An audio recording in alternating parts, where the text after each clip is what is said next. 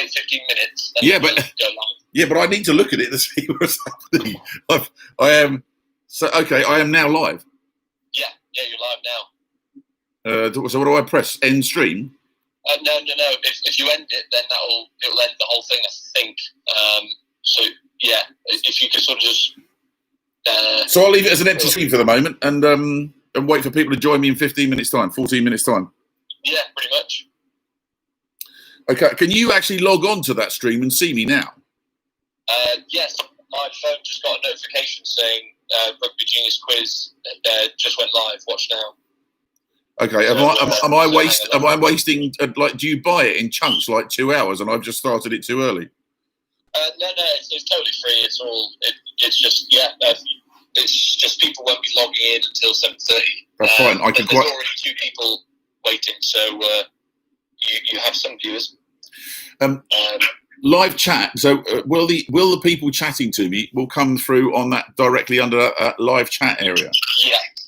So you'll see everyone's comments and banter and abuse or whatever they're going to be chatting in there, and so you'll be able to see it and respond to it as it comes in live.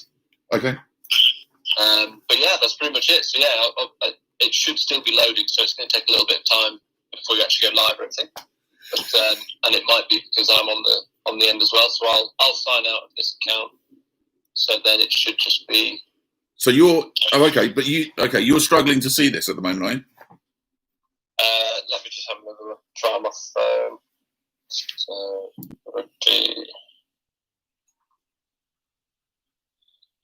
Genius Quiz.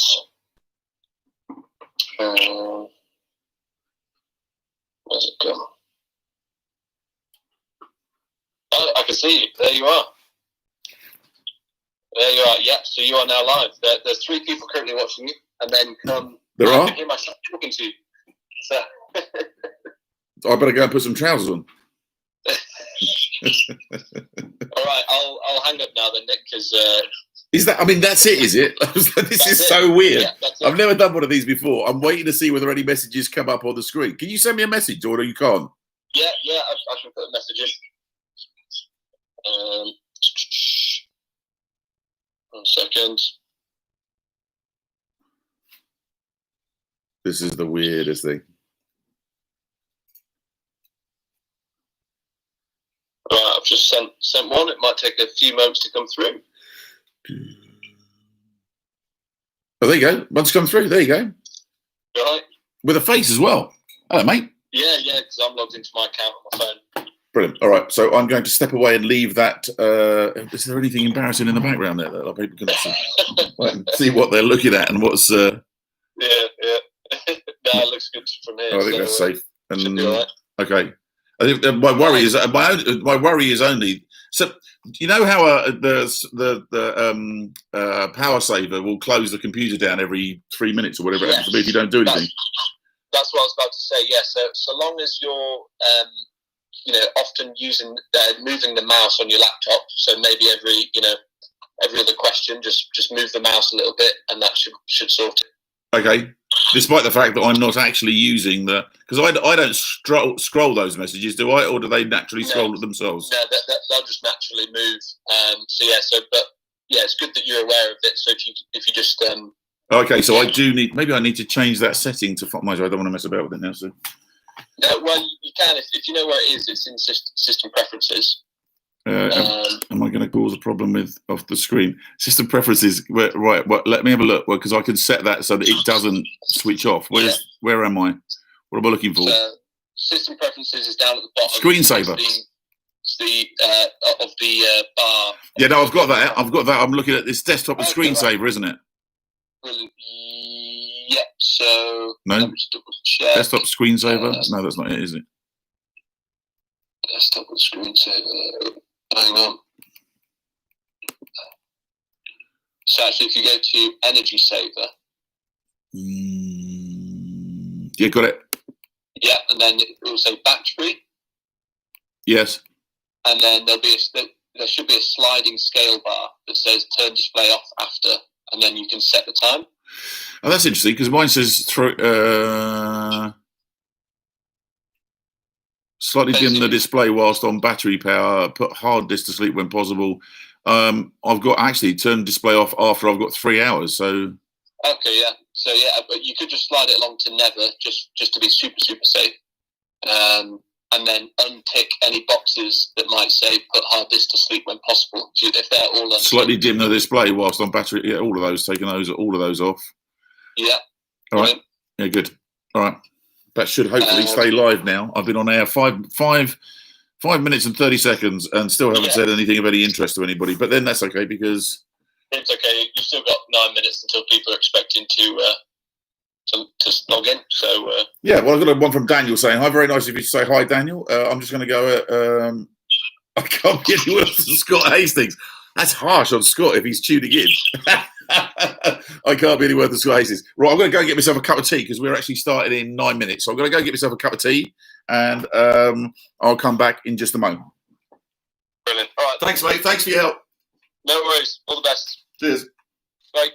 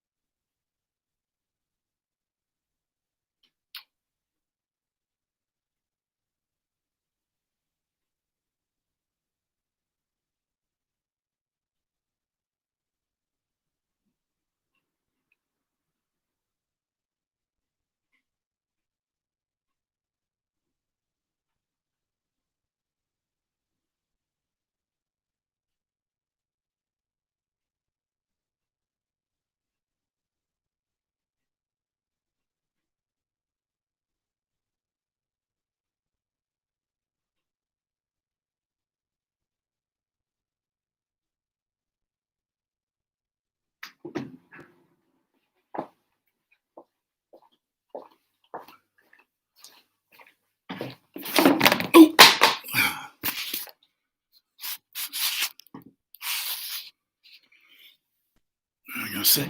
Let me just get something else.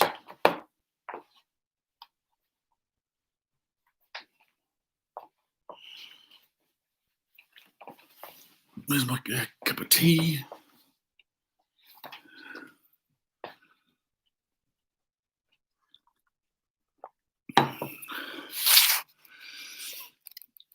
Right, so where are we? We're still 6 minutes early.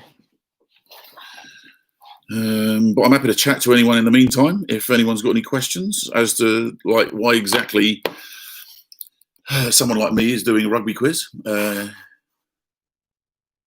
So I'm happy to answer any questions. Evening all. Nick had a few technical issues and is live but off to get a cup of tea. This is absolutely true. A cup of Earl Grey, which is nice.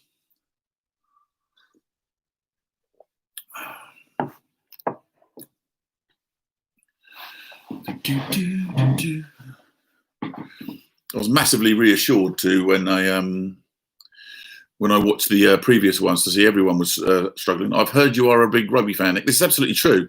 My whole life I've been a massive rugby fan. My brother and I are massive rugby fans and always get ourselves to the international. I've been to 2 World Cup finals in Paris and at Twickenham.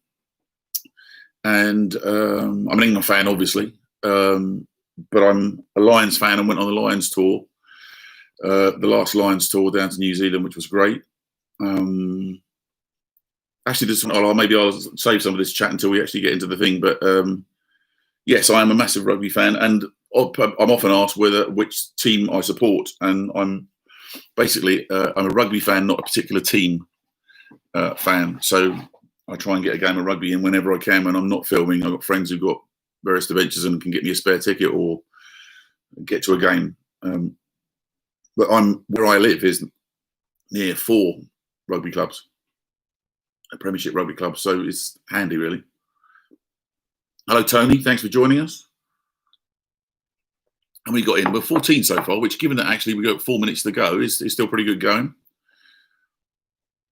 Kyle, yeah, loving the lockdown. Yeah, mate, honestly, the lockdown haircut. Look at the state of this. It's just getting ridiculous. I grew a massive lockdown beard as well, but it just got bonkers in the end. So I decided to shave it off and get rid of it. But started to look like the wild man of Borneo.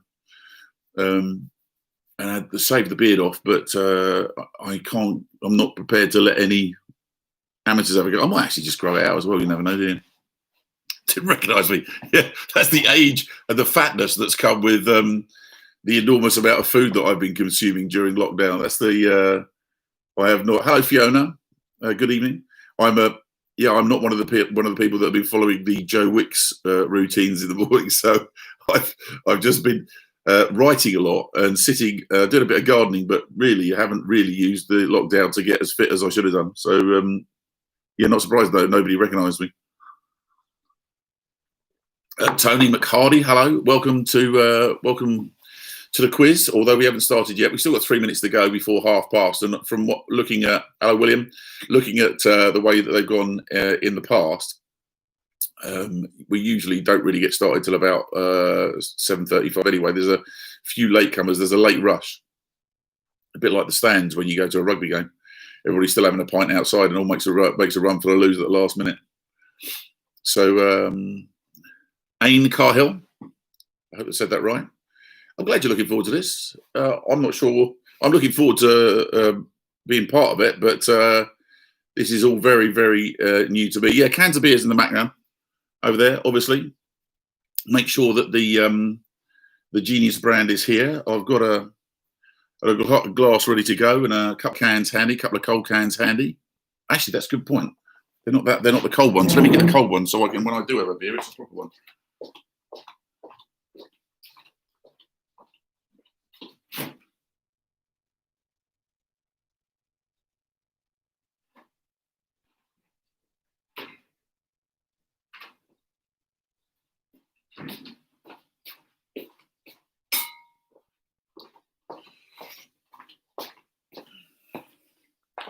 There we go. That's better. Start with a couple of Earl Grey and then move into the beers as it starts to fall apart. Hello, Ben. Good to see you too. Tony, elasticated waistbands for me. After all these years of not wanting to go for a pair of jeans with elasticated waistband, they're looking decidedly pleasant now when I'm trying to button my jeans or on long distance drives. That's the other time, isn't it? When you suddenly find that you're undoing your belt when you're sitting in the front seat on a long drive to give your stomach somewhere else a little bit to go. Evening, Michael. Evening, Kyle. Oh, for the cause. Yeah, thanks, Kyle. Daniel, Premiership Rugby due to start August. Yeah, I saw that. Really excited about the 15th, I think, wasn't it? So certainly have missed having a game to watch and missed the end of the season. And so I guess now they were talking about actually finding one ground in which to have a series of games very quickly and try and do them all through one ground because they're playing behind closed doors. Evening, Michael. Evening, what else have I missed out on? More like Enya. Okay. Enya Car Health. All right, Enya, I've got that now. Evening, Andrew. Evening, Tony. Is it good? Because that's the question, isn't it? Is it good? I mean, plainly, we're going to say it's good because they're sponsoring Doddie Weir. So, but I'll also say whether it's good once I try it. Hello, Alan. Hello, Genius Brewing. There you go. There they are. They're on board. Lovely to see you too. And I'm going to give a true appraisal of the beer. So I've noticed that my worry slightly as we're getting up to where are we? Oh, we're there. We're 7:30 already. So let's keep saying hello to everybody. Hello, Alan. Hello, Daniel. who's saying hello to Jason. Obviously, a bit of go back with Enya. Cheers. Tony McHardy, thumbs up to you as well. Dougie Tom. Ballamina Fat Boy said, nice to have you on board. Yes, I have got. I mean, mine's over there, as you can see. Like, there you go. I've displayed mine over there and up there as well. There's two on top of each other there because I didn't want to be overt, and I was trying to work out how to get it looking good, and I thought maybe that might be slightly too much in shot in terms of promoting the brand. But so they're there in the background, but obviously you'll see it when I open it a bit later. What I'm actually interesting, what I'm balancing my beer on, which is a little scotch there to finish the evening off. Hello, Colin from Belfast. Jane, good to see you too. How many fat boys? We don't know how many fat boys are in tonight, actually, from Ballymena. So let us know. Looks like I've got a 20-pack. Yeah, up there and here as well at the moment, I'm afraid. I've got plenty in. Where are we now? 7:32. 27 people on. I think we might wait a little bit longer because I noticed that on the previous ones, there seemed to be a rush in about between them, up until about 7:35. So we'll carry on chatting for the moment, if you don't mind. I was talking about the fact that I'm a big rugby fan. My brother took me off to Twickenham. He's 7 years older than me. He took me off to Twickenham for my first international when I was about, he was driving at that, so 19. So I would have been about 12 at that stage when he took me off, and which was very good of him because no 19-year-old wants to take his 12-year-old brother along to a rugby match, does he really? But he did. And but I'll tell you how long ago it was, and only some of you will actually know about this. Kenny Everett, the Kenny Everett radio show was on at the time, and we were listening to him on the way to the ground. And it was in the days when you could turn up at Twickenham and buy a ticket at the gate and walk in. When I was about 15, I got into trouble because I took along an England flag, and then we were playing New Zealand. I ran out onto the middle of the pitch and ran around the pitch with my England flag.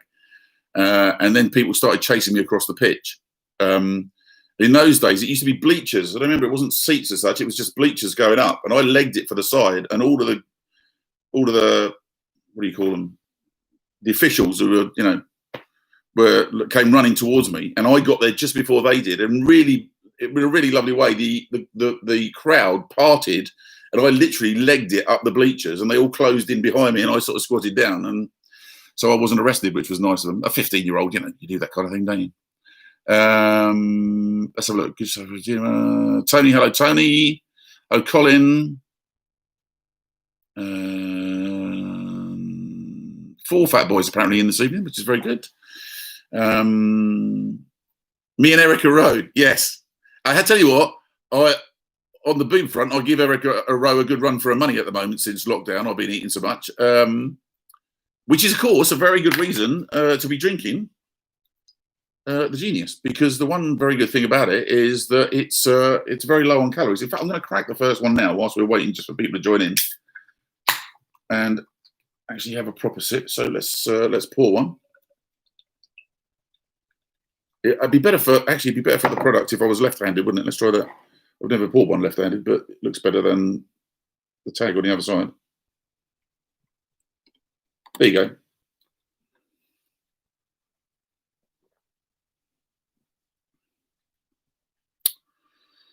That's very good.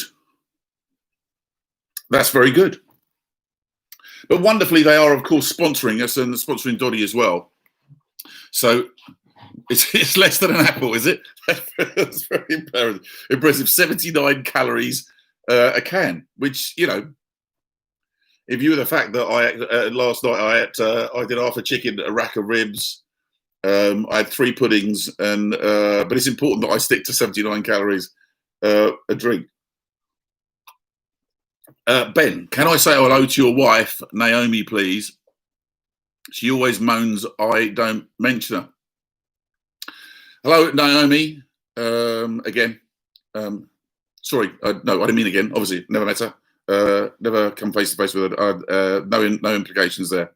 So anyway, Naomi, we've given you a mention this evening. I hope that's helped out, Ben, and that gets you what you were hoping for. whatever that turns out to be. Oh, there you go. So Genius Brewing still telling me the average apple is 95 calories, whereas one of these is only, what did we go to? Anyway, Sharpie 79, hi all. Tony McHardy naked. No, I did not run around the pitch naked. It was just me and a flag. Interesting point, actually. When I was 15, I actually sat in the England crowd with the St George Cross. Ran on the pitch, put it down. When I got back into the crowd, I sat down. The bloke next to me said, English bloke said, "What flag's that then?" Because in those days, it was everybody just flew the Union Jack. The St George Cross actually really didn't come into its own until the probably 80s, in terms of actually anybody knowing what the hell it was. Can you say hello to Mark? I've done that one. Well, I don't know. So how many people we got on board now? 31 people on board. So I'm going to give it a bit of a start. So it's my job to try and run the quiz this evening. I'm a real technophobe, so actually getting the computer working and getting us to a point where I could actually do this was pretty difficult. In fact, I started trying to get the computer working at about 6:15, and we finally got it going at 7:20, just in time for this. So I hope it's going to work out all right. In fact, I plugged in my first game station. I've never had one. I got PS4 for the boy and actually only plugged it in 3 weeks ago. It's the first time I've ever tried to get a game station. That's how much of a technophobe I am. And literally, I didn't have any facilities to do what we're doing. But thanks to the technical guys behind this whole thing, they managed to get us going. So thank you very much to everybody who's helped me do that. This, of course, is about Doddie and the My Name'5 Doddie Weir, which is, by the way, the name of the website as well, .co.uk, My Name'5 Doddie.co.uk. Fantastic man, wonderful man. I've heard him speak many occasions over the years. He's a great raconteur. For any front row forwards, that means he gives speeches and tells great stories.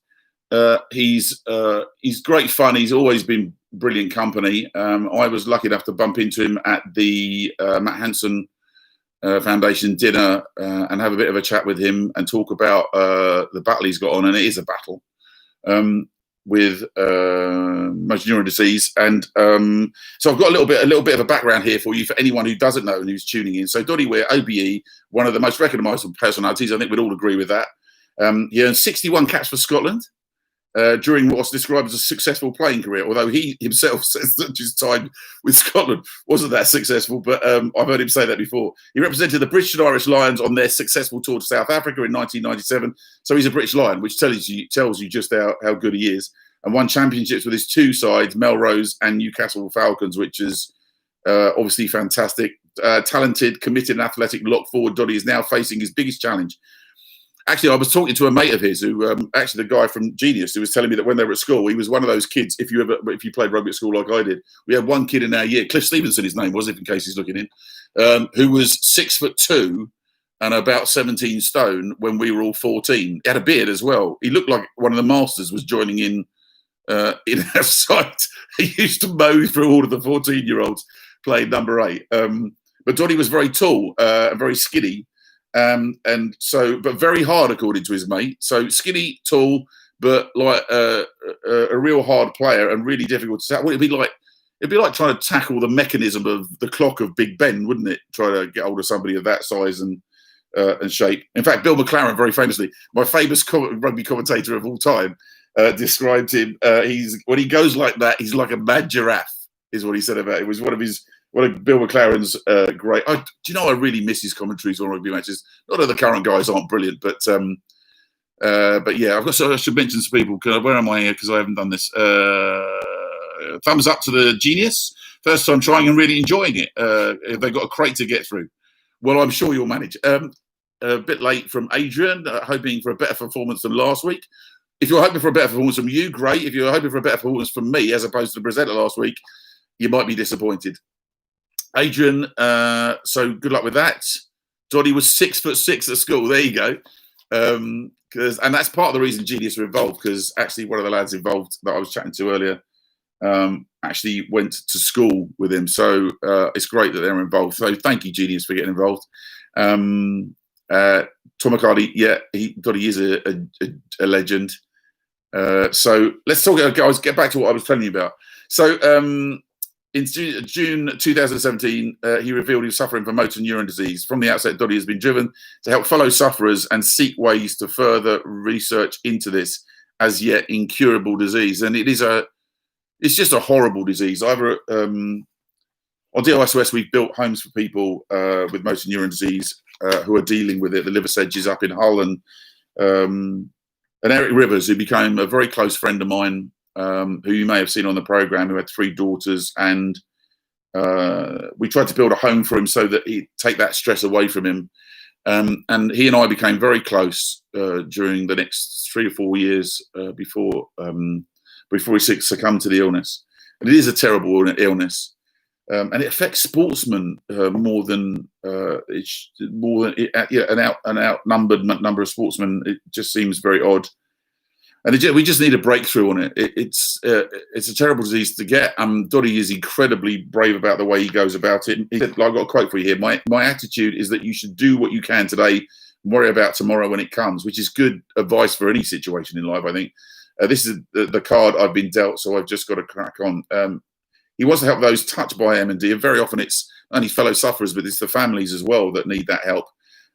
Dealing with the daily consequences with basic and practical relief, whether that be to help the mobility and transport needs with care and respite, or access and basic living requirements. The 2019 Sports Personality of the Year Awards, Doddie actually received the Helen Rollison Award and gave a fantastic speech. He was in his element that night.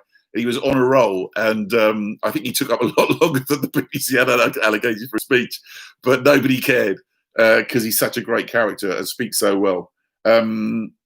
You can go and find that if you want to. It's on YouTube. It's worth a listen.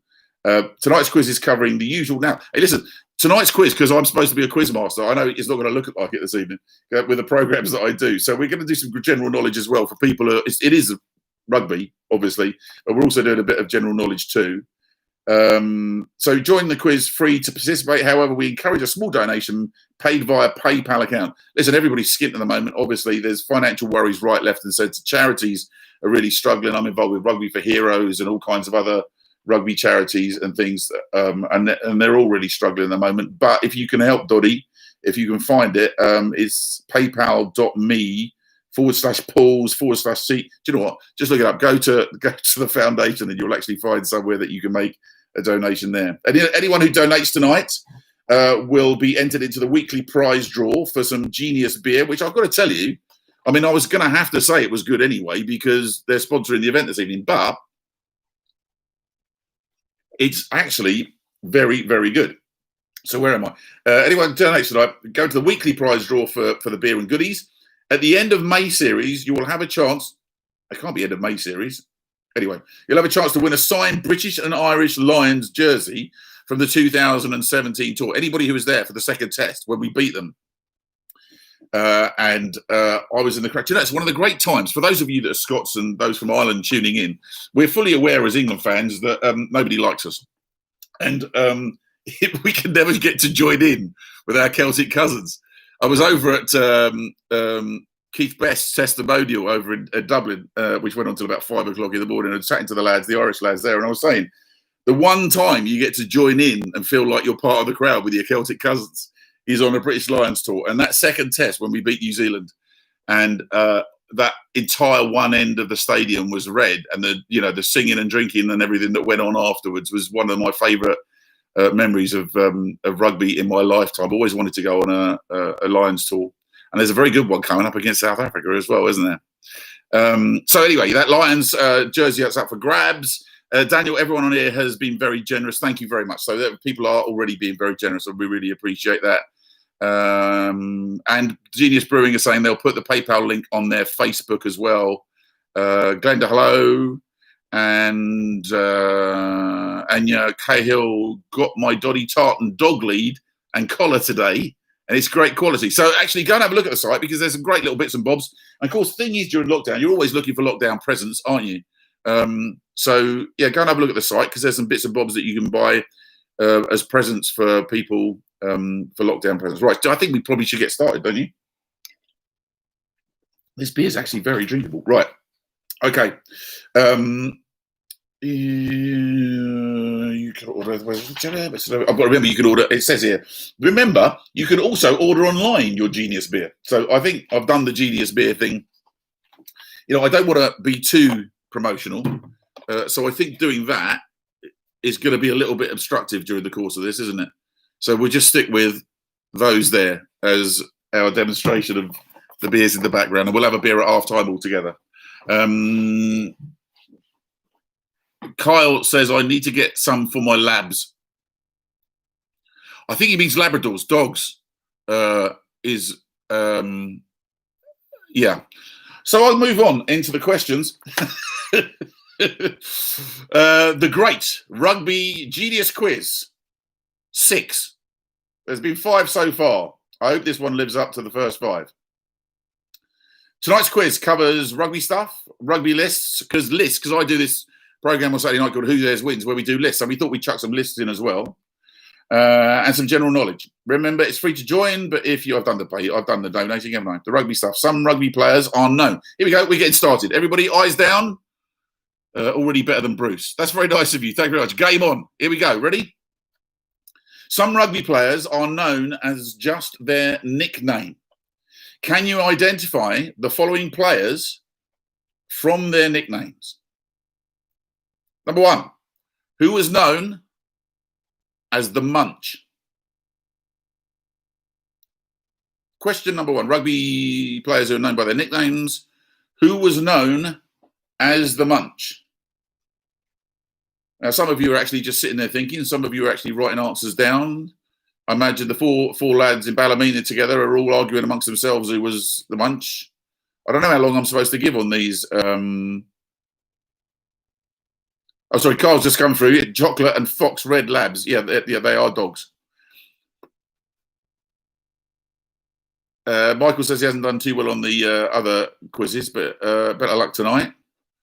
And you're not fair. Bruce is the best. That's harsh. I haven't started. I've hardly started yet, and already I'm not the best. I mean, I'm not expecting to be, but you could reserve judgment until we get started. Bit of a clue. The Munch had a terrible haircut. Right. Question 2. Which winger was nicknamed Billy Whiz and scored England's only try when the team won the Rugby Union World Cup in 2003? It'd be very tempting here for those of you from the other nations to think that because I'm an English presenter, suddenly I'm choosing English questions.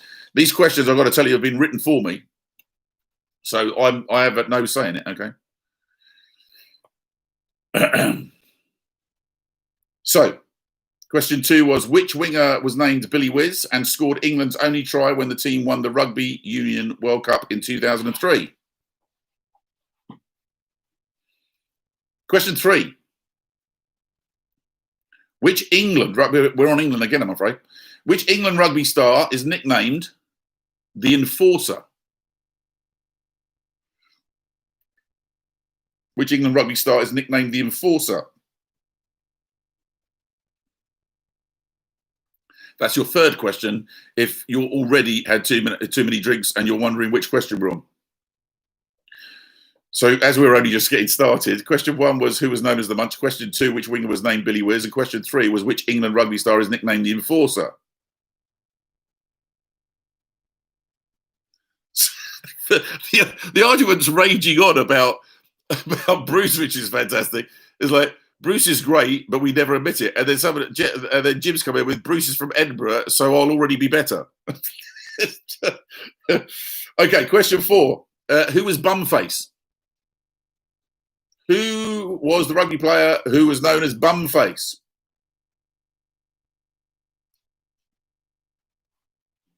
I'm going to give you a clue in advance of this that we are moving on to other nations. So question 4 was who was Bumface, and we're going to go on to question 5. You either know these or I don't, I suppose. There's no point in me hanging around and giving you large amounts of time to discuss it. Question 5, who was called Nobody? Now that might take a bit more brain racking. Who was called Nobody as a nickname?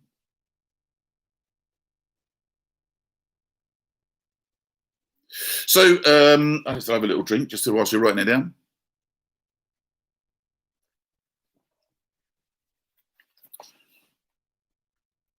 Question 6. Who was called Mad Dog? Whose nickname was Mad Dog?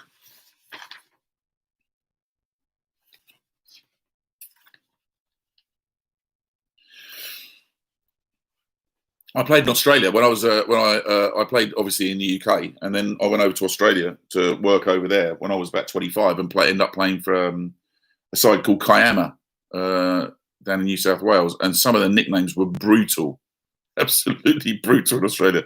I wish I could tell you some of them. Michael, that's very nice of your missus to go weak at the knees. Oh, she used to fancy Bumface, did she? Oh, that's interesting. She wasn't the only one, I think. It's when you get to talk to him, it all goes a bit west, doesn't it? Question 7. We have done that, haven't I? I'm right. I'm not getting ahead of myself. No, that's right. Question 7. Who was known as Mighty Mouse? Whose nickname was Mighty Mouse?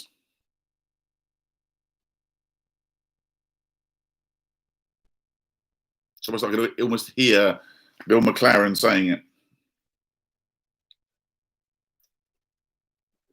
I was a flanker. Somebody just asked me what position do I play. I was a flanker, occasional number 8.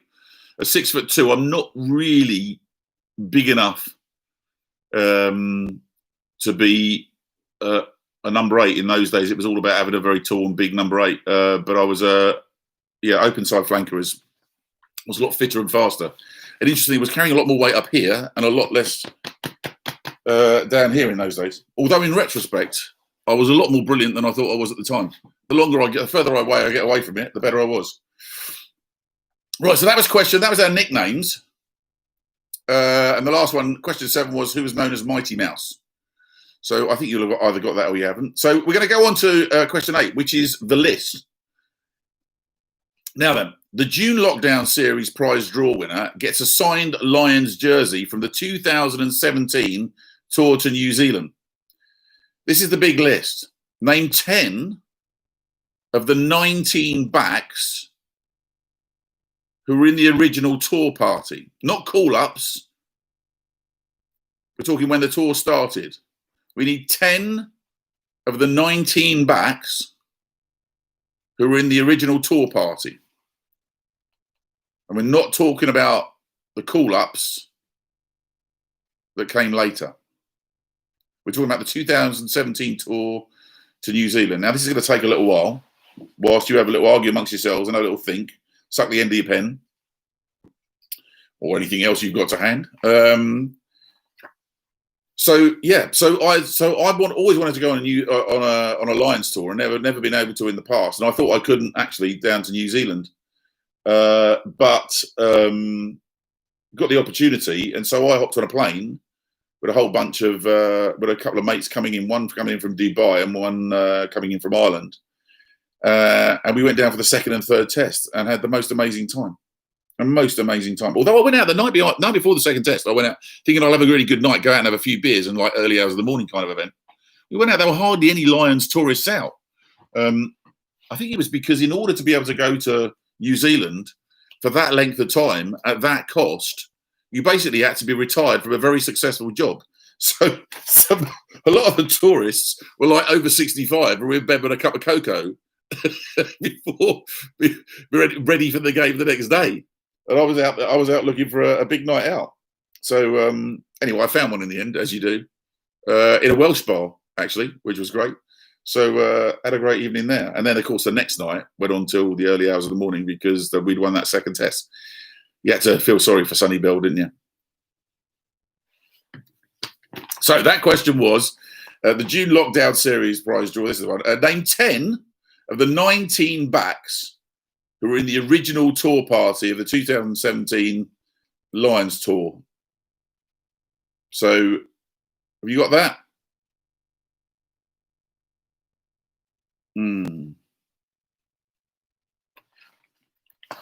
So one of the charities I'm involved with is a rugby charity as well, Rugby for Heroes. We do a bit of work. We're trying to get a rugby tour going into America. In fact, we had it all set up for this summer. I'd all been backwards and forwards to LA to organise this rugby tour into LA with Rugby for Heroes, which, by the way, is Mike Tyndall's charity. And then having organised it all, then obviously the lockdown came and we were unable to do it. So we've had to put that on postpone, which is a great shame. Because, of course, the rugby is burgeoning sport over in America, and they got all the new franchises opening up across America. But I was surprised to find as well, a lot of the American military play rugby. And a lot of the, and quite a few of the universities too. They have to get their act sorted out over there because they have so many, good athletes that go into American football and then find their way out of it and are looking for something else to do. I think the American side could be quite something in the next few years once they get themselves sorted out. And what am I reading here? Plummer says that's easy. Oh, really? Plummer was a forward. What does he know about backs? That's a very good question. That is a very good question. So now I don't know quite how to. Maybe someone will tell me how long I ought to give you on that one, because you've either got them and you haven't by now. I might give you a little bit more time at the end. We'll go on to question 9 anyway. Rugby knowledge.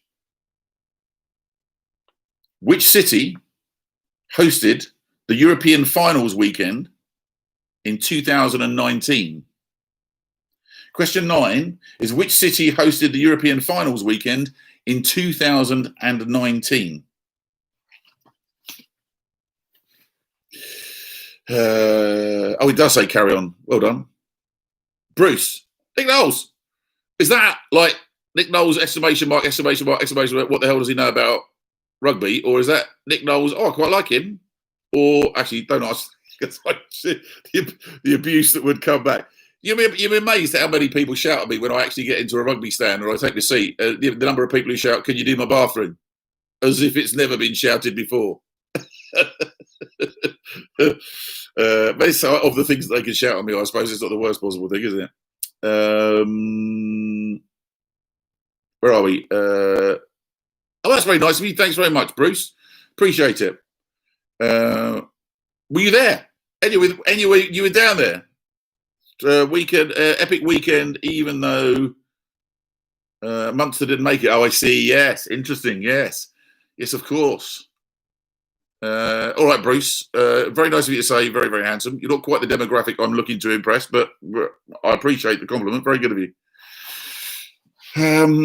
Jane, Bruce was last week's host. Yes, I'm not Bruce. I don't know. I don't know anyone surprised at that. All right, moving on. So that was 9.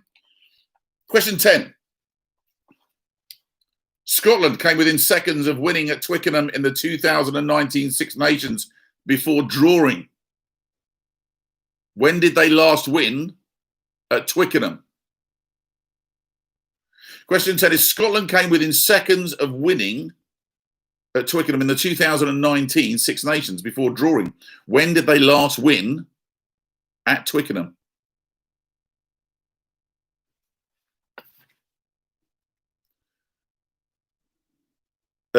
Question from Bruce. Have you got a mop in the window? No, actually. Hang on a second. It's let me see. Maybe I'll turn it around.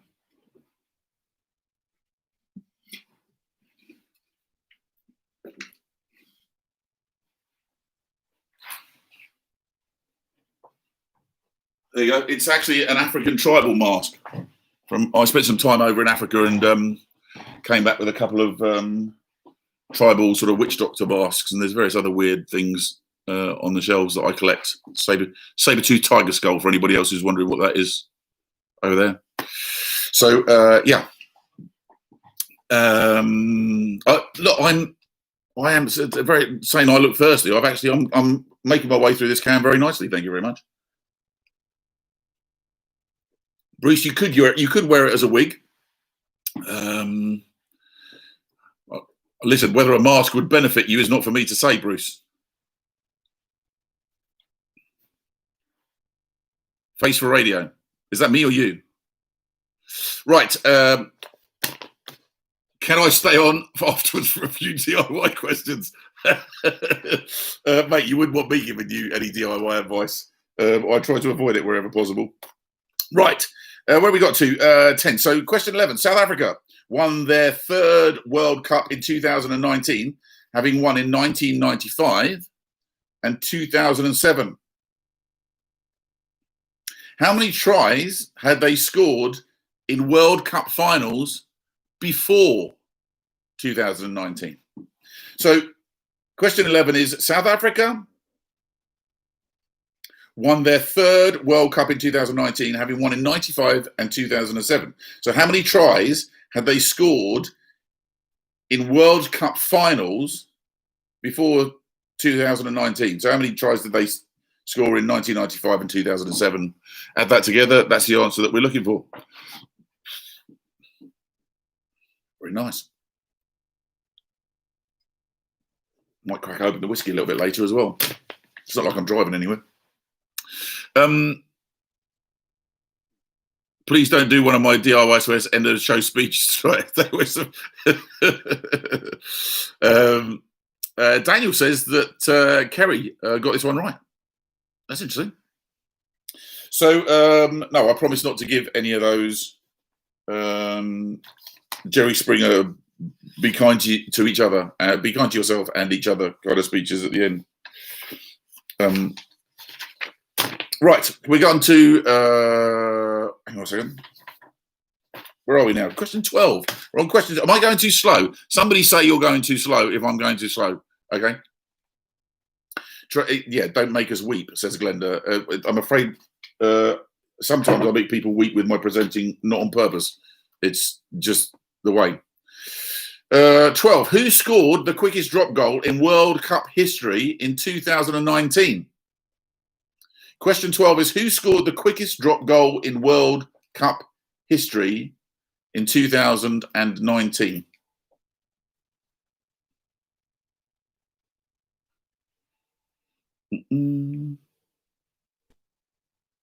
Okay, well, it's interesting. I've got Daniel saying speed up a bit, and I've got Enya saying the pace is good. It just goes to prove you can't please everybody all the time, can you? Whilst you're actually trying to work out who scored the quickest drop goal in World Cup history in 2019, I'll tell you what, I'll do it after the next one. Whilst you're having to think about the next one, about pleasing all the people all the time. So we're going to go on to question 13 then. Who did the Crusaders beat in the Super Rugby final in 2019? Who did the Crusaders beat in the Super Rugby final in 2019? And that's question 13. Talk about not pleasing people all the time. It's funny what people say to you. I was doing some filming by a canal a couple of years back, and this guy wanders up in the home counties. So obviously he's wearing chinos and he's got a pale pink jumper tied around his shoulders. He's been dragged along by a golden Labrador. And he sort of stands there and watches me for a little while whilst I finish filming. The cameraman finally takes the camera down. He wanders up and he goes, "You're that bloke off the telly, aren't you?" I said, "Yeah." He said, Nick. I said, Nick Knowles. He said, "Don't tell me." Nick Nolte. I was always close enough. Yeah. So he said, "Do you know I can't bear you on telly?" I said, "Oh, okay." He said, "And my wife can't bear you either. In fact, every time you come on, we have to switch over to another channel." I said, "Well," I said, "you can't please all the people all the time, can you?" He said, "No, I guess you can't really." Anyway, look, really lovely to meet you. And he shook my hand and walked off. And the cameraman looked at me and went, "What the?" So no, you can't please all the people all the time. So we're now on to question 14. Who was the 2019 Six Nations Player of the Tournament? Who was the 2019 Six Nations Player of the Tournament?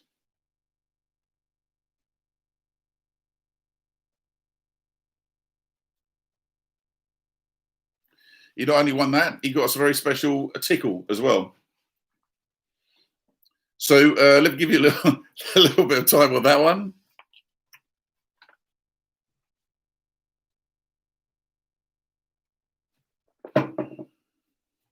So I thought about wearing a rugby shirt, and then I thought, well, I can't wear an English shirt, obviously, and I can't wear any particular club shirt, and I could wear the Lions shirt. And I was like, I don't really.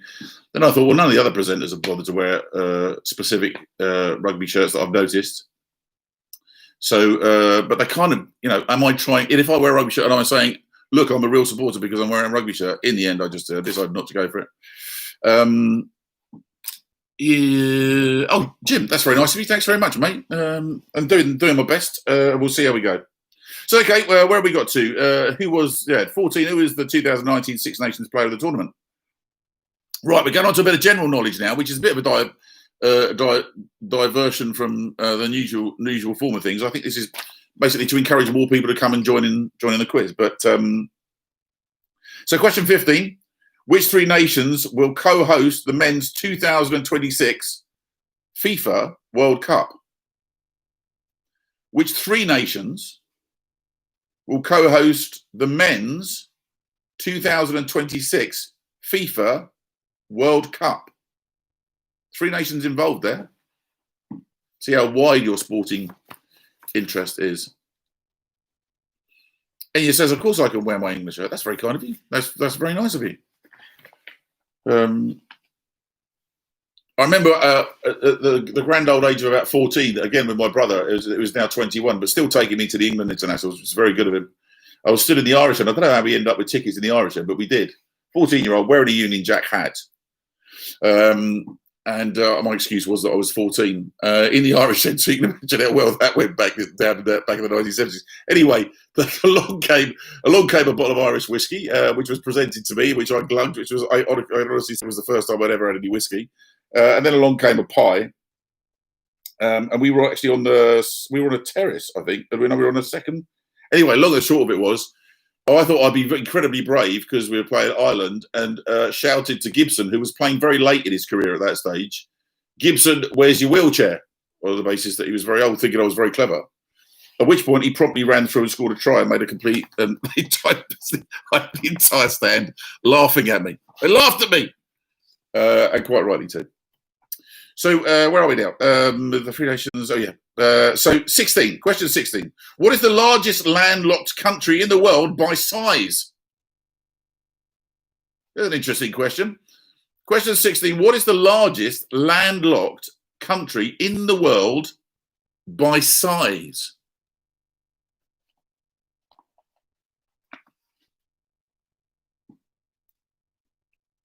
You're quite right, Glenda. It was the last question was about the wrong shaped ball.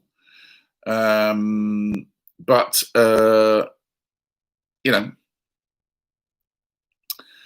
we've got to chuck in a bit for everybody, haven't we? Kyle, you're absolutely right. Your wife is absolutely right. I did have a singing album. I did put an album out. I play a big guitar. My brother's a musician. My sisters are all dancers. I was basically the only one who didn't really have any talent. Well, I played guitar with my brother, and somebody said to me, they heard me playing guitar and said, "Do you want to do an album?" And I said to my brother, "What do you think? Because I'm going to get caned for this." And he went, "Mate, if somebody offers you an album to do an album." So I did, and I did get caned for it, quite rightly. However, whilst I was doing the jungle thing, Chris Boyles thought it would be a hell of a laugh to try and get me to #1. So he got one of my tracks to #1 in the iTunes chart, which was hilarious. And when I came out, I bought him a few beers and thanked him profusely because it was hilarious.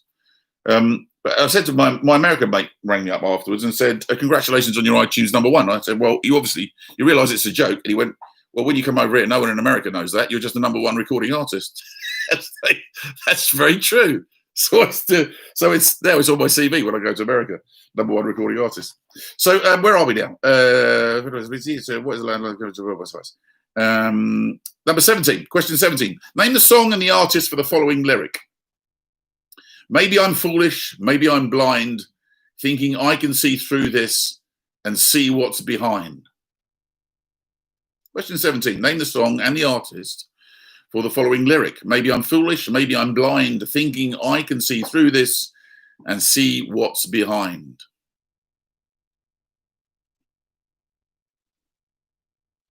That's number 17. So there's now actually a restraining order on me ever singing in public.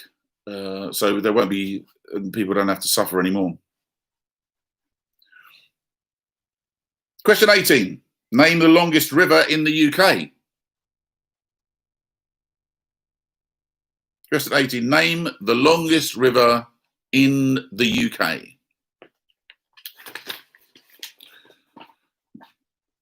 Bruce, it's not true that I do it all. I might have a go at everything. I might not necessarily be any good at it, but I've never let lack of ability or lack of knowledge stop me having a go at anything or having an opinion, which is how it should be with a rugby fan, really, isn't it?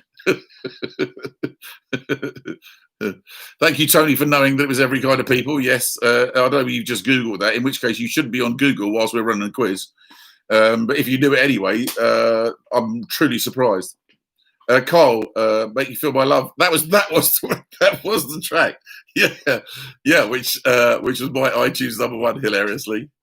Tony, very kind of you.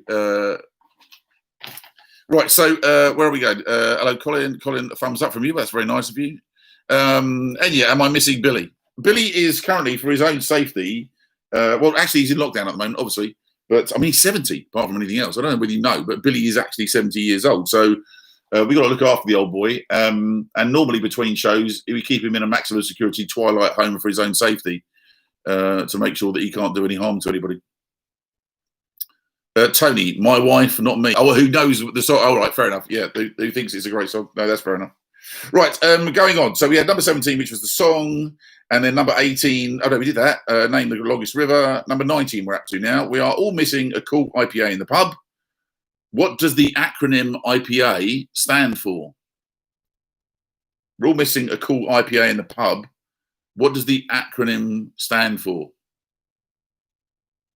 And to be honest, I am missing a beer in the pub. I'm missing the social of getting out and being with a bunch of people and having a few pints and a chat and talking rubbish until the early hours of the morning. I'm missing the company and the physical contact. You know what I mean? You like, seeing people you met, give them a hug or pump fists or whatever it is that you like to do, shake of the hand. This sort of social distancing thing is just all very weird for someone like me. I'm a sort of hugger. I don't mind a man hug either. So, we do a lot of that kind of thing. Good.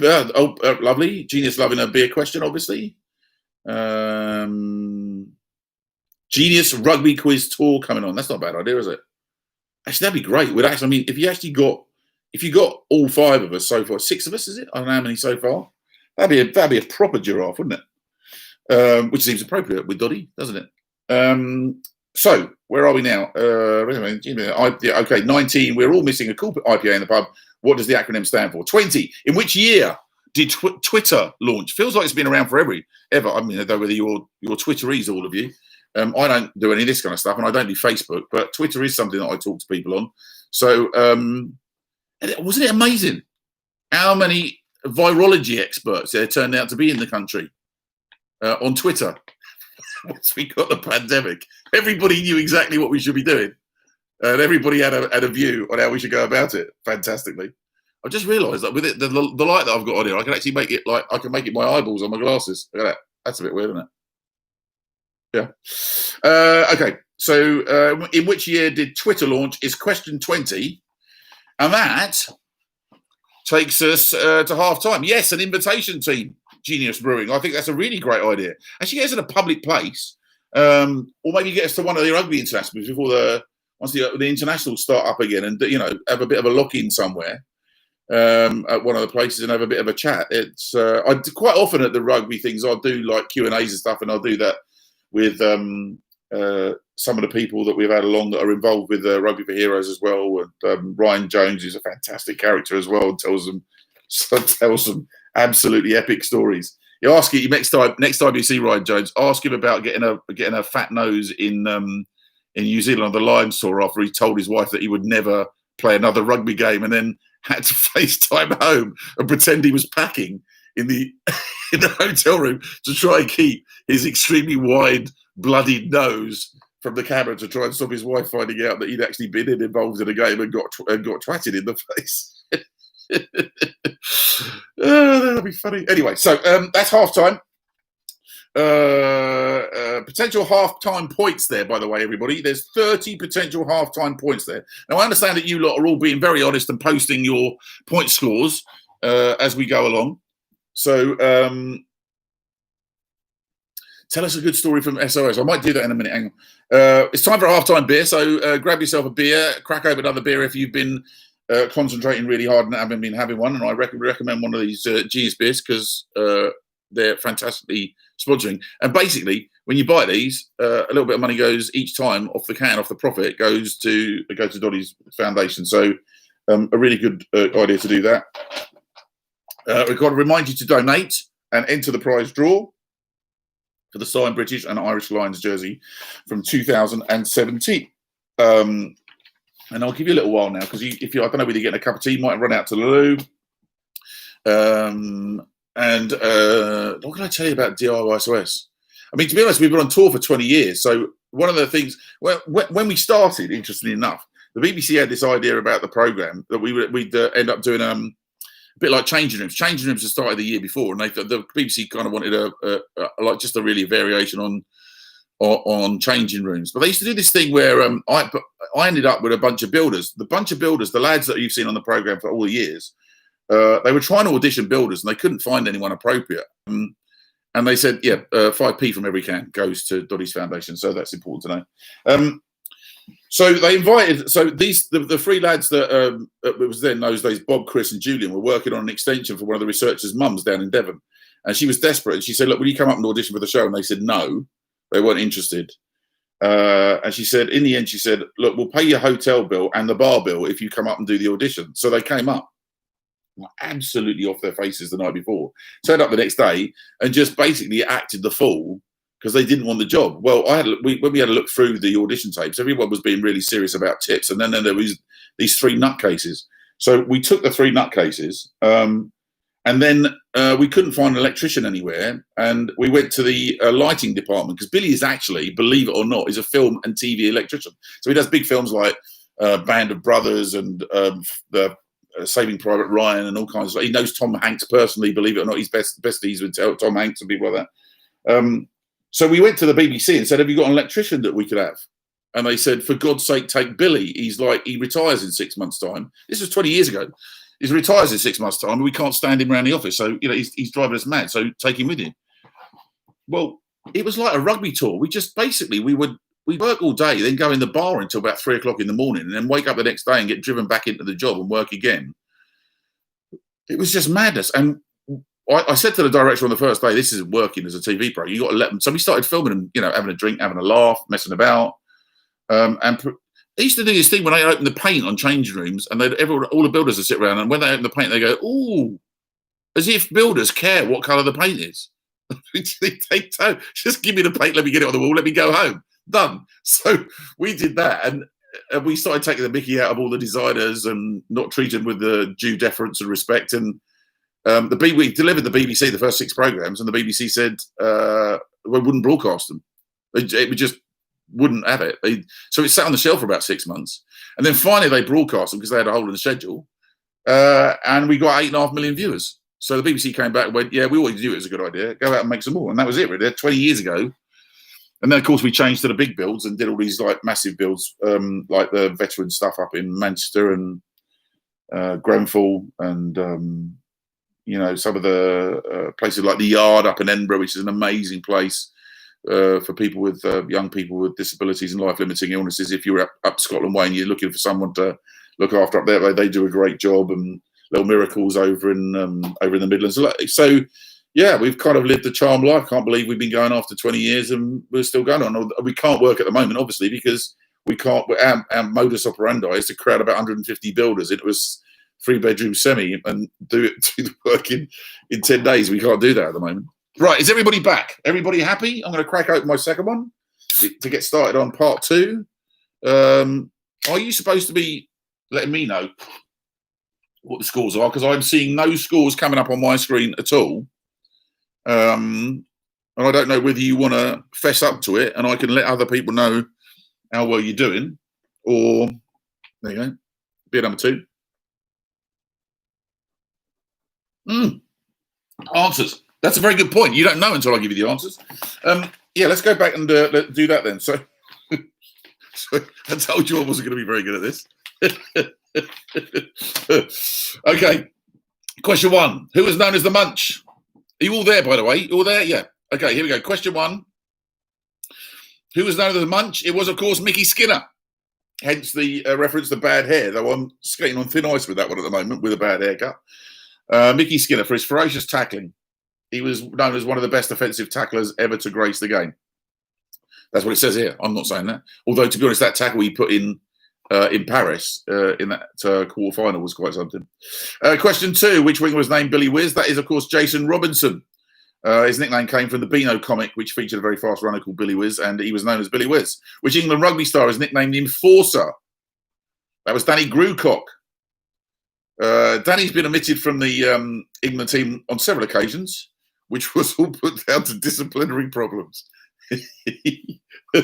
So, yeah. Bumface was, of course, Will Carling.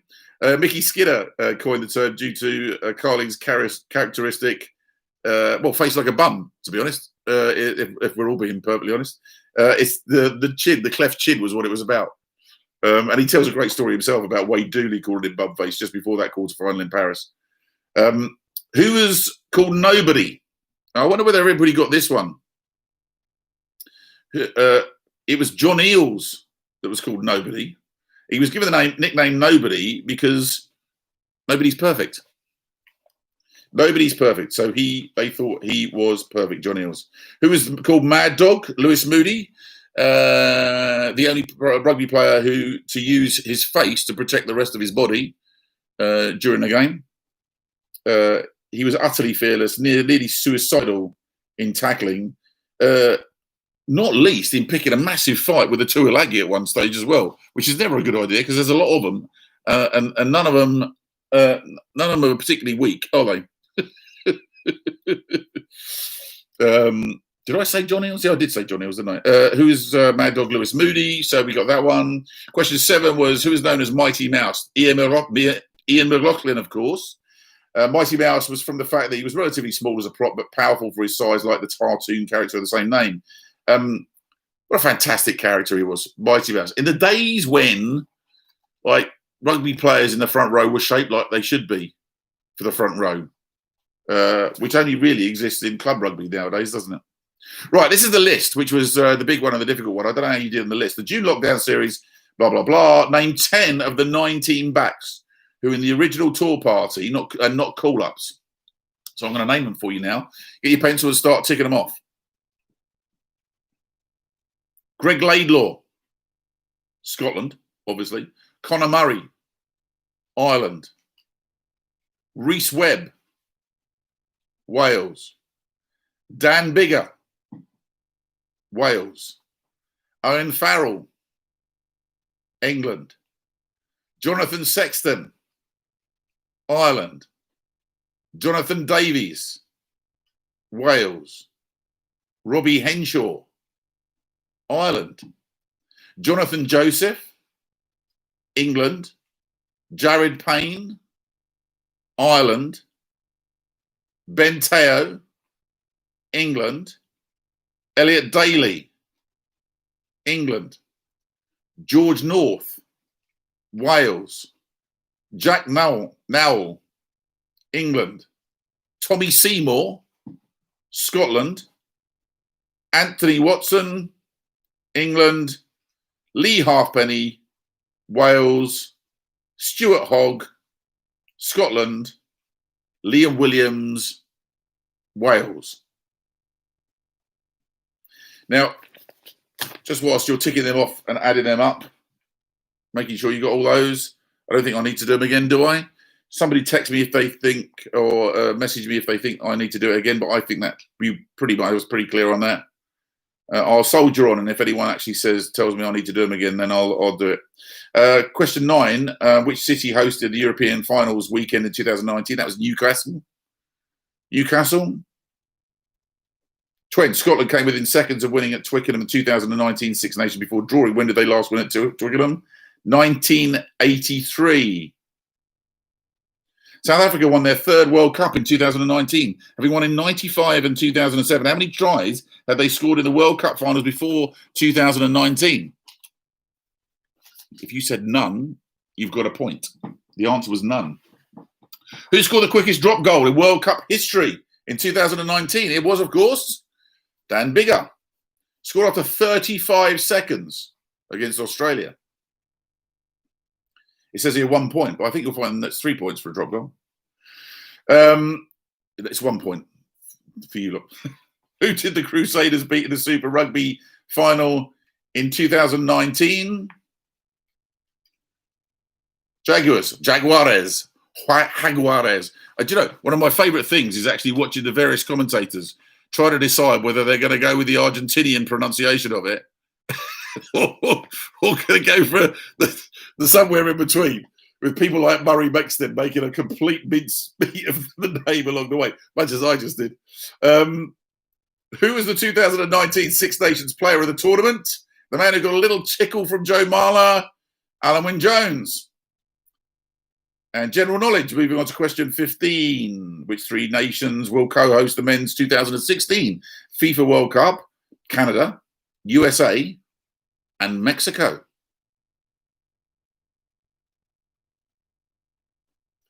Um, 16. What is the largest landlocked country in the world by size? I'll be amazed if any of you got this without Googling it, because I wouldn't have. Kazakhstan. Kazakhstan. Largest landlocked country in the world by size, Kazakhstan. 17. The name of the song of the artist for the following lyric. Maybe I'm foolish, maybe I'm blind. Thinking I can see through this and see what's behind. Human by Rag and Bone Man. I'm only human. No, I won't do it. 18. Name the longest river in the UK. The River Severn. 19. We are all missing a cool IPA in the pub. What does the acronym stand for? Indian Pale Ale. We accept India Pale Ale as well, which I think is actually what it should be, isn't it? It's not. Is it Indian Pale Ale? India Pale Ale? Anyway, either way, India Pale Ale. 20. In which year did Twitter launch? And the answer is 2006, which is only like 14 years ago. But then I'm always amazed when you think like the millennium. That was 20 years ago. How can that be 20 years ago? Like, it's all speeding by, isn't it? I'm starting to sound like an old man now. Not that I didn't always. So there you go. That's your answers. You'll need to top them up. Let's have a look at what people cracking right hook as well. 28. Tony McHardy, 28 points. Wow. I was at school with Danny Grucock. Was he another one of those ones that was in almost early? I'm losing my mind after 1 point. I didn't even need the point to get to that stage, mate. I've got lockdown brain at the moment. I can't. It's just not working properly at all. Mighty Mouse played in my benefit game in 1980 and announced his retirement from international rugby that day. Wow. Jim Taylor. Wow. Correct. India. It is India Pale Ale. Thank you very much, genius. Only 16. Who's only 16 points from Adrian. Enya says 10. Sharpies 23. Very good, mate. Daniel.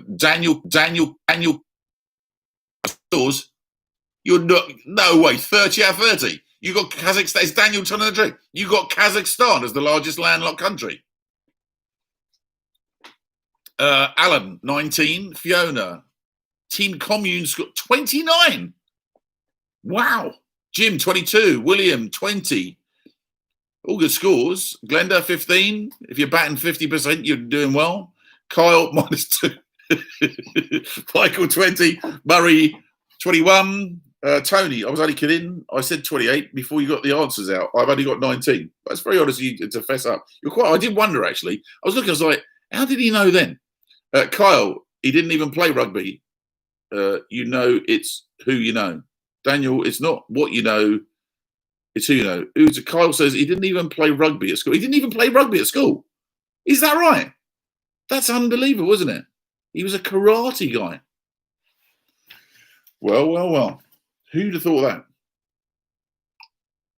So I was down in New Zealand, wandering around the bay, and all the tourists were hanging around. I was walking around the bay and decided there was a bunch of tourists who were quite leery. So I decided to walk round the back of a cafe and found Tyke Furlong and Alan Wynne-Jones sat there together.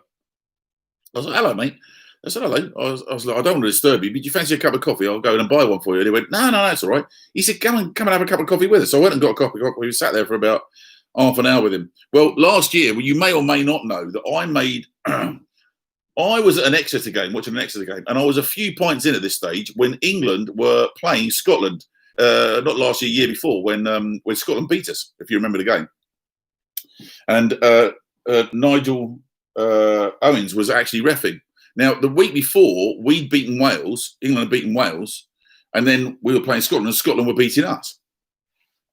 So I know at Nigel, I've done Question of Sport with Nigel, and always got like a house on fire. So I've then tweeted Nigel Owens trying to single-handedly avenge the Wales defeat last week, which I thought was funny, but then I was a few points in. The reaction was off the scale. There was a Welsh fatwa on me. I had death threats. I had people telling me never to come to Wales again. I've got Welsh family, not by blood, by marriage, but my cousins over in Wales, up in Merthyr, or Herwyn, or Erwin, as the kids now call it, were up there, had to disown me and pretend that they weren't related to me at all. Nigel was desperately pissed off, actually went on a TV programme, dressed as me, with a hard hat on, with Dick Knowles written on it. And I was genuinely getting a right pasting from Welsh boys coming on going, we always knew you were really horrible stuff. And I was like, this went on for about 5 months. I couldn't do anything about it. And then, thank God, the only person probably in Wales who could rescue me from that situation, Alan Wynne-Jones, then put out a tweet saying, I don't know what Nick Knowles has done, probably not very much, to leave him alone, he's a decent bloke. At which point, the whole thing went away. Anyway, when I saw Nigel next, which was at Twickenham a little while later, I went up to him and I was like, mate, I'm really sorry. I was a few points in, I got a bit carried away with myself. So I apologise profusely. He was like, oh, don't worry about it. He said, I didn't like the idea that somebody was suggesting I was cheating or anything, but no, it's fine. We had a man hug. Bruce loves a man hug too. So it all went by in the end, but it literally took Alan Wynne-Jones, who was the only person who could actually rescue me from that situation. Where are we now? Yes, can I please go on tour with Nick Knowles and Jill Douglas? I know Jill very well. Jill and I were at a wedding. We were at a wedding in Wales together. We went off to this wedding, which was a Russian-Welsh wedding. Just the funniest thing. So the Russian mafia and the Welsh taffy are all in this big with Jill Douglas, and the best man got up and started his speech. He was not from the same posh background as everybody else. He was a nefarious friend of the group. Anyway, he got up and said he started his entire speech with, "This is the poshest wedding I've ever been to. The bride's not pregnant and everybody's had a bath." He just cried out away laughing. We had just had the most fantastic, and then people were Cossack dancing to Russian music instead of it, because the bride decided that the Russian music was what we needed instead of a disco. One of the most wonderful weddings I've ever been to, with one of my great friends. But Jill and I just laughed our way through the night. She's just wonderful company. So give me a chance to go on tour with Jill and some of the guys, and I'm up for it. Michael, when Castle Grim allows us back in, you are welcome to join us in the shed for a pint. I'd love to get out and about and have a pint. And the rugby crowd is actually one of the few crowds I can go out and properly enjoy myself. So yeah, I'll see you at a rugby game soon. Can we come to, Bruce? Yes. Open to everyone. I'm still working on the wife. Oh, for the Lions tour next year. Okay. I was going to say, well done on keeping up with the quiz as well, if you are. Right, I'm loving the stories. Take the edge off my lack of rugby knowledge. Well, there is some more general knowledge coming up. And on that very basis, we ought to press on, I think. So otherwise, we're going to be here all night. And I thought we were going to do this until 8:30 for the whole quiz. I've just noticed it's 8:34. We've done an hour so far. So I'm going to get a bit more of a move on in the second half. Sorry, everybody. Right, 21. And list number 2. Here we go. The list number 2 is question 21. Name the 8 nations that have finished 3rd or 4th at the Rugby World Cup. There are 8 nations that have finished either 3rd or 4th at the Rugby World Cup. So not this World Cup, at all of the Rugby World Cups. There are 8 of them, 8 nations, and there are 8 points available. What we've decided to do is split it and give it 1 point for each nation. There was a lot of discussion, but that's what we came to in the end. Yes, Genius Brewing. He did wear a hard hat with Dick Knowles on it. Yeah.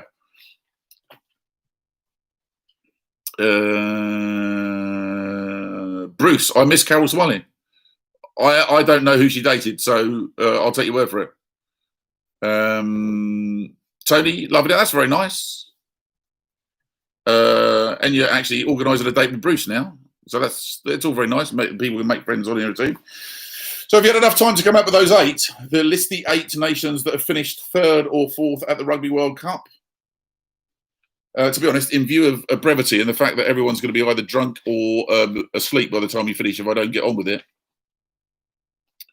I'm going to press on. So, question 22. Which 3 nations have never failed to reach the quarter-final stage of the World Cup? Which 3 nations have never failed to reach the quarter-final stage of the World Cup? I mean, there's one that's blindingly obvious.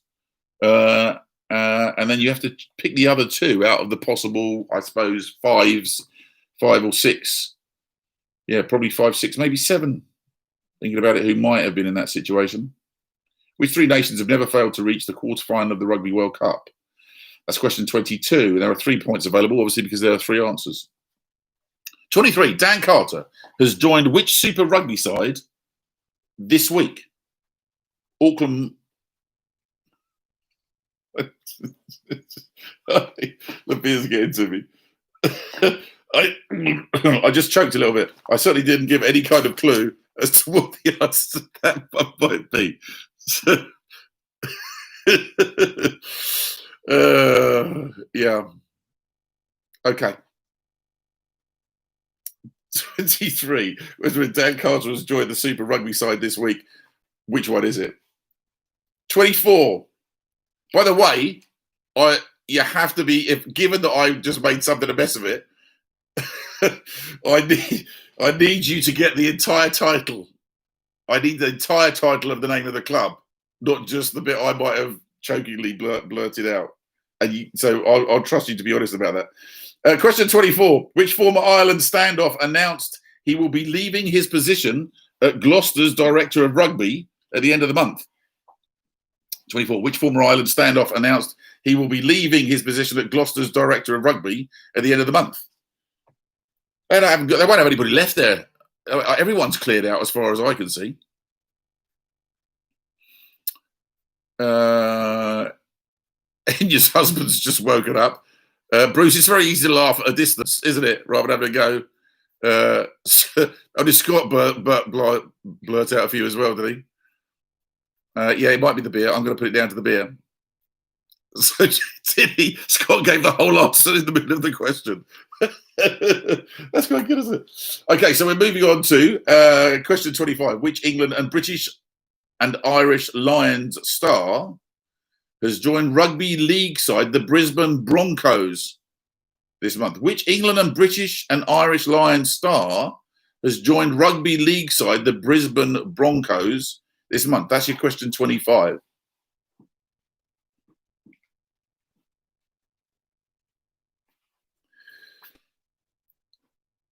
'26. Who is the new Glasgow Warriors coach?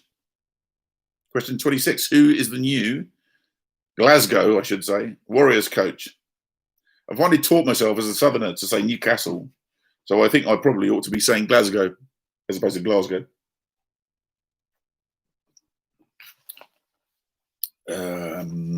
Yeah, 26. Who is the new Glasgow Warriors coach? Question 27. The British and Irish Lions are potentially playing who in the UK next year prior to leaving for their tour of South Africa? Do you know what? I don't know that. I mean, I make that sound like I would have known all the answers to the other questions, but I'm fairly confident I'd have known a lot of the others, but I actually don't know that. The British and Irish Lions are potentially, I mean, I know now because the answer's written down there, but the British and Irish Lions are potentially playing who in the UK next year prior to leaving for their tour to South Africa? Give me a few seconds to think about that. Let's have a look at some of the messages.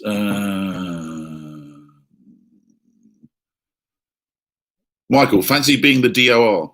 What's that?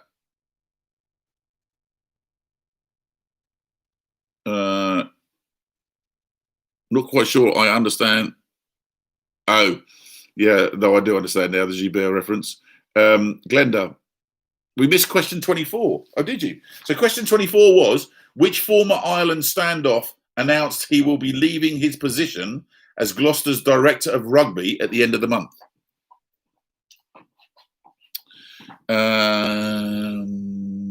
A BT Murrayfield.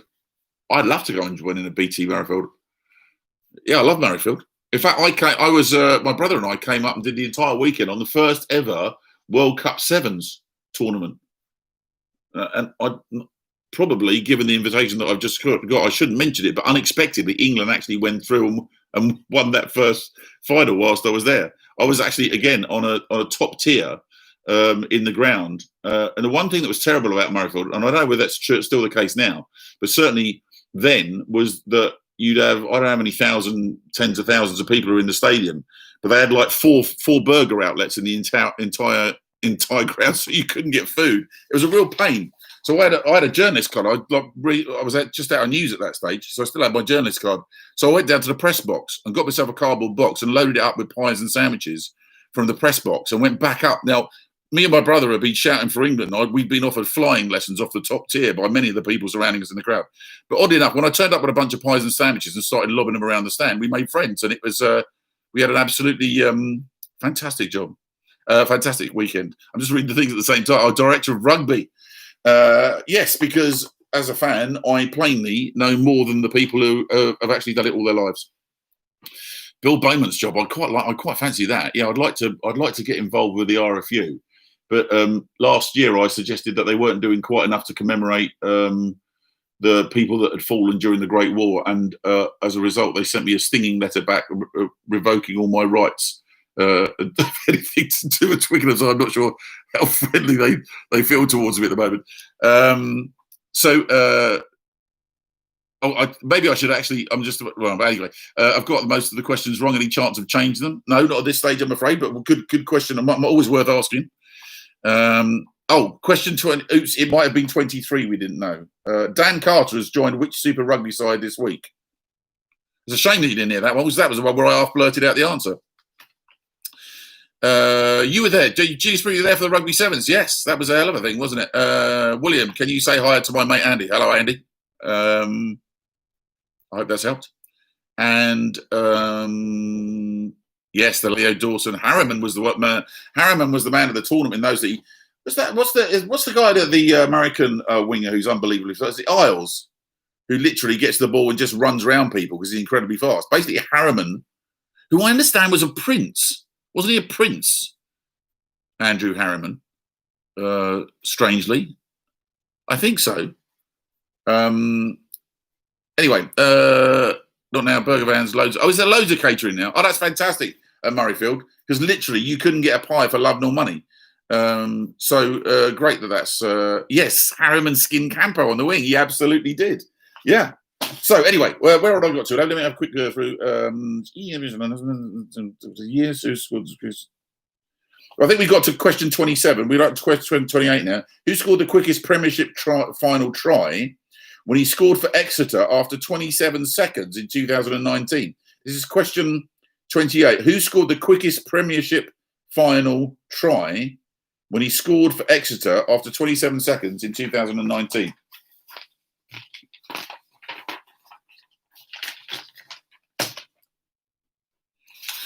Well, we're going into some general knowledge now. So if you didn't, Carlin Isles, thank you very much. Yes, Carlin Isles, that's exactly. And yes, he was a Nigerian prince. That's right, the prince. Andrew Harriman. Yeah, but he was a Nigerian prince. That's right. Okay, finally, some more general knowledge. We're going to go into some general knowledge here. Where is the smallest bone in the human body located? This is not related to Enya's husband just waking up.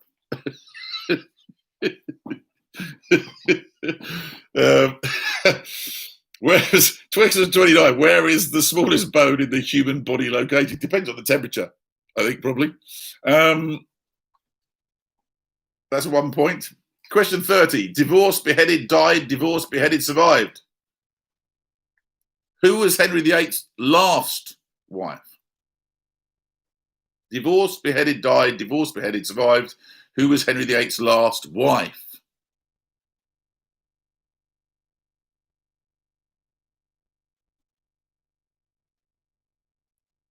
Question 31. Which southern Italian city is usually credited as the birthplace of the pizza? Which southern Italian city is usually credited as the birthplace of the pizza? Listen, we've got some rubbery bread left over, a bit of tomato sauce and some cheese. What are we going to do with it? I don't know. Stretch it out, stick them all together, and you've got an industry worth billions that will run for the next 3,000 years.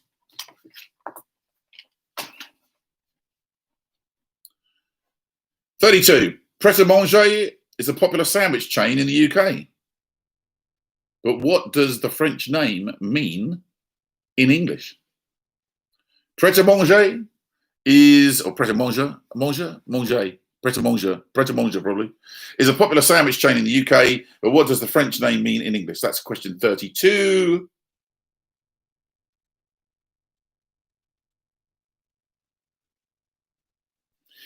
And then finally, question 33, and this is the last one. Complete this famous line from an iconic Queen song. "I see a little silhouette of a man. Scaramouche, Scaramouche, will you do the what?" I see a little silhouette of a man. Is it Austin Healey? No. "I see a little silhouette of a man. Scaramouche, Scaramouche, will you do the what?" Potential second half points. 22. This is time for full-time biz. But I'll tell you what I will do. I'll ask one thing. If you missed out on any questions you want one repeated, then let me know, and I'll happily do that whilst I sit here and have a beer. Whilst I do that, I'm going to tell you another little story, if that's all right, because people are totting up and adding up and making sure that. Oh, it's all finishing. You're not totting up, are you? You're writing down. I've got to give you the answers. Let me do the answers first, and then I'll tell you a last story. Where have we got to? Question 20, that was that. So we got these two. Right. You ready, everybody? This is where here come the answers. Hello, Dale. Mate. This is my mate who's right down in it's the New Forest, isn't it? Which forest is it? Anyway, down near the coast. I've been down rugby club. What's the rugby club? Remind me of the rugby club. My brain, I've got like lockdown brain. I can't remember Dale. So I bumped into Dale and a bunch of rugby players from from a rugby club on the south coast when I was down in Cornwall, and ended up drinking. What was your mate? We went back to this house where they're all staying, and one of their brothers was already there, been drinking all night, but he was terrified of, what was it, Japanese or something? And he kept on thinking there were Japanese coming through the window. It's the weirdest night. Anyway, just remind me of the rugby club, Dale, with you, so I can give you a shout out. Fording Bridge, there you go, Fording Bridge RFC. Anyway, got on like so well, like I was on fire down there, that I actually went down and went down to see a game at Fording Bridge and stayed on afterwards for some club beers, which turned into quite a quality night as well. So hello to Fording Bridge and hello, Dale. So we need the answers here. We go to the second one, don't we? The Koreans. It was the Koreans. He was terrified the Koreans were coming through the window. When none of us could work out what it was that he was so frightened about with the Koreans. You know how it is at a rugby club sometimes. Anyway, the rugby stuff. Here we go. 21. So list 2. Name the 8 nations that finished 3rd or 4th in the Rugby World Cups. So Wales, 3rd in 1987, 4th in 2011 and 2019. So Wales, Australia, who've been both 3rd in 2011 and 4th in 1987. New Zealand, 3rd. I'm not going to do when they were. You're just going to take my word for it. Wales, Australia, New Zealand, Scotland, France, England, South Africa, Argentina. There you're 8. If you got all 8, you get 8 points. Wales, Australia, New Zealand, Scotland, France, England, South Africa, Argentina. If you get all 8, you got 8 points. If you only got 4, you got 4 points. If you get 2, you get 2 points. You can see how this is working, presumably. It's like a sign I saw in Wales, which is £2.50 each. Was it pie? Pies £2.50 each, 2 for a fiver. Answer to question 22. Which 3 nations have never failed to reach the quarterfinal of the World Cup? New Zealand, Australia, and France. 3 points available there. New Zealand, Australia, and France. 23. Dan Carter has joined which Super Rugby side this week? I actually gave you part of it, but anyway, Auckland Blues. And if you didn't get Blues, it's Auckland Blues. If you didn't get Auckland Blues, then you can't have the points. Because I specifically said I wanted the whole name. 24. Which former Island standoff announced he will be leaving his position at Gloucester's Director of Rugby at the end of the month? I don't know who he announced it to because there's no one left there because they've all left. But David Humphreys is the answer that you're looking for there. What do you mean there's 9? Somebody said there's 9. Wait a minute. Wales, Australia, New Zealand, Scotland, France, England, South Africa, Argentina. No, it's not. Wales, Australia, New Zealand, Scotland, France, England, South Africa, Argentina. That's 8 by anybody's counting. You've had one too many already. David Humphreys was the answer to question 24. 25. Which England and British Islands star has joined rugby league side the Brisbane Broncos this month? Ben Teo has hopped codes and off he's gone. 26. Who's the new Glasgow Warriors coach? Danny Wilson is the answer that you were looking for there. Danny Wilson. 27. The British and Irish Lions are potentially playing who in the UK next year prior to leaving for their tour to South Africa? Did you know this one? I didn't. Japan. So, Japan is the answer to question 27. Question 28. Who scored the quickest Premiership final try when he scored for Exeter after 27 seconds in 2019? Nick White. And then on the general knowledge section, where is the smallest bone in the human body located? In the ear. Divorced, beheaded, died, divorced, beheaded, survived. Who was Henry VIII's last wife? Question 30. Catherine Parr was what you were looking for there. Which southern Italian city is usually credited as the birthplace of pizza? That was question 31, and the answer is Naples. Pret-a-manger or Pret-a-manger is a popular sandwich chain in the UK, but what does the French name actually mean in English? Ready to eat. And we need ready to eat. If you've got a variation on that, it doesn't count. Michael, you are still hanging on at Gloucester.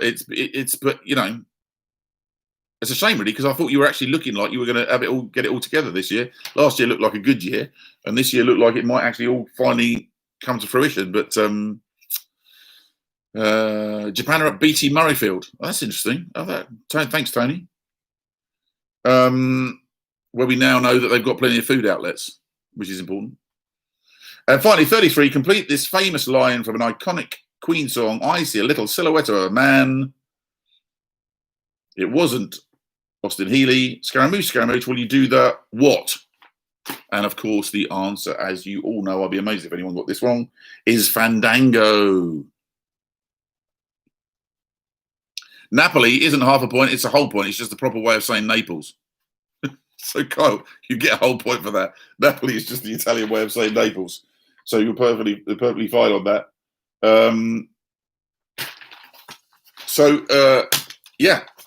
Anybody want me to read out anything? If you do, let me know. Now, listen, over the years, as I said, my brother used to take me when I was a kid to 49 for Team Commune. Great. Tony McHardy, question 1 again. What do you mean 20? You mean question 20 again, presumably? Or 21, which was a list. The nations: Wales, Australia, New Zealand, Scotland, France, England, South Africa, Argentina. Adrian, 38. Colin, when I'm next in Belfast, come and have a... Do you know what? I'm supposed to be going. Rory's invited me over, and I'm desperate to go up and see a game. He's going to host me over there, and I'm going to go and spend a weekend with Rory, which will be always fun. He was actually going to come to America on our American tour as well. Kyle, it's my first point. Well done, mate. Alan Foggo, 36. Glenda Nelson's got 30. Tom McHardy, 9. Jim Taylor, 39. Best ever. Which one did you not get, Jim? Bruce, Fiona and the commune are on fire. William, 38 for the Cooks. Daniel, great effort all. Nick's been great. That's very nice of you. Thanks very much. Michael, 18 out of 22 that round. 38 total. That's a great total. Bruce, Jim Taylor. Mate, that's very nice of you. Very nice of you to say best week. And yeah, great quiz. Thanks, Nick. I'll give you one last story before I go away. Just one last thing. So my brother used to take me when I was a kid to Twickenham and pay for tickets all the time. So later on in life, when I started to do a bit better, well, actually before I started to do better, when South Africa came out of being banned and played for the first time at Twickenham, he'd seen them play at Twickenham the last time before they were banned. So I bought 2 tickets. The only place I could get them in that stage was off the South African RFU. And it took everything I had. I had to max out my credit cards so that I could get my brother to the game. And then we always went to games together. But the great trick was actually getting older tickets. And at one stage, I was working in news in those days. And Meridian Broadcast, it used to be TVS down in the south of England, opened up a new TV station. And I went along to help open up this new TV station. And I was one of the reporters. But I noticed we didn't have a sports department because all of our sport was made by London Weekend Television and used to come down on a film every day for us to play. So we didn't actually have a sports department. So I wrote to Twickenham, to the RFU, and said, look, I'm disappointed as head of sport for Meridian Broadcasting. I'm disappointed that we haven't received our allocation for a commentary box at Twickenham. Well, amazingly, they wrote back and said, we're terribly sorry. You've now got a commentary box. I said, for how many people? It's 3. So for something like 18 months, 2 seasons, I basically had 3 tickets to go to every rugby international at Twickenham. And the commentary box was on the halfway line directly above the royal box. You can slide down the window. The 3 of us were there. I used to say to my brother, it was me and my brother and a different person every time. I used to say to my mates, just bring along a pencil and paper to look like you're a journalist. We did this for about 1.5 years. It was fantastic. We used to go to the journalist box first and eat our faces off, drink loads of beer, and then go to the commentary box and watch the game from there. Anyway, I suddenly got about 18 months into this. I finally got a call from we've got our own sports department, and about 3 months after they appeared, I got a phone call from him. He said, "Oh, it's a very weird thing." He said, "Nick, I've got a message here from Twickenham addressed to you as head of sport." I was like, "Yeah, I might actually have a commentary box for you. You might need to take over." So, yes, I've blagged my way in at various stages, at various grounds around the country. When I played rugby in Australia, we used to blag our way into the Concord Oval because I didn't have any cash to do anything there. But that's rugby all over, isn't it? Daniel, watch this space. The great Rugby Genius quiz is going on tour. I really think we should. It'd be great, wouldn't it? Ballymena Fat Boys, 42 total. Wow. I think doesn't that make you the winner? Because that's pretty, I'm not sure I've seen a bigger score than that. Dougie and the Ballymena Fat Boys, lovely to have you on board. Great crack. Thanks very much. This has been like being in the pub on a rugby day. Let's do it again. I think that's a very good idea. 36 for Tony. Well done. Stuart Tom. Bruce, the Ballymena Fat Boys nailed it. They certainly did. Glenda, you can do a press report on the CIYMS first. Genius Brewing, put your scores up on Facebook page and we'll pick a winner. Previous winners can't win again. Tony McHardy, they're at 52. Kyle, this has been a great lockdown Friday night. I'm glad you thought so. I've really enjoyed it, to be honest. I've had a great crack. I thought it was going to go terribly wrong because I'm the most technophobic human being on the planet, and literally we couldn't make my computer work until about 10 minutes before we went on air. So that's great stuff. Yes to the tour. Top Bants enjoyed it. Thanks very much for joining in. I've never done one of these things before, so thrashing around in the dark, to be honest, but I thoroughly enjoyed it. Thank you very much for joining in. Thank you very much for supporting Doddie Weir and his foundation. He really is genuinely one of the loveliest guys you'll ever meet. And the way he's going about this is he's a better man than me, I think, and more power to him. And let's see if we can't actually just continue to raise some money and help the researchers find something to get rid of this disgusting disease and make sure that people don't have to go through it anymore. So cheers to you all. Thank you very much to Genius for sponsoring on the beers. Nice to know that I've had a couple and it's only about 150 calories having had 2 cans. So, yeah, enjoy. Thanks, everybody.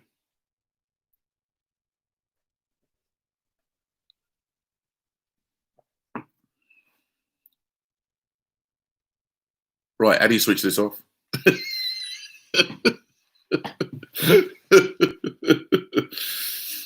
Oh god.